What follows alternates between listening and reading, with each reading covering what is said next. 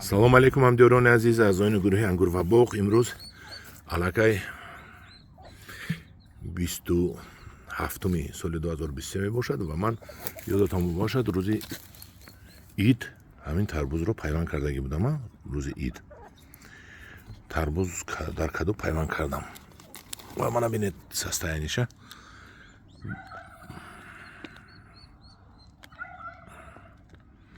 часпидааст, ягон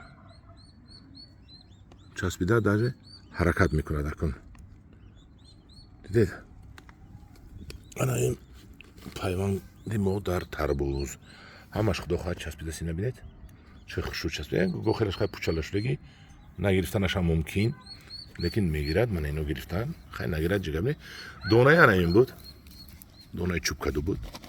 олям пури дона аст, барои соли оянда мемонам. донаи чӯбкаду, ан хел дар донаи чӯбкаду пайванд. ана имрӯз як ҳафтаи нашуд, як баъди як ҳафтаи дигар мешинонам. акун иноро аз парник бироварда мутобиқ кардан дар кор. ино ки болоашон пӯшида буданд хел, ин дар парник гӯё буд.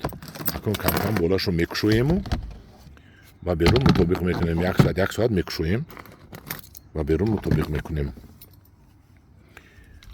ҳар рӯз муддати як ҳафта камкам мекушоем. манам хел мекушоем, баъд як ним соат пас маҳкам мекунам ва баъд мебарем дар замин мешунонем. ана ин буд ҳозираша нашунамои пайвандҳои тарбуз дар каду. ҳамдиёрони азиз, дидед сабз гирифтагӣ. баъд нишон медиҳам бо давомашро.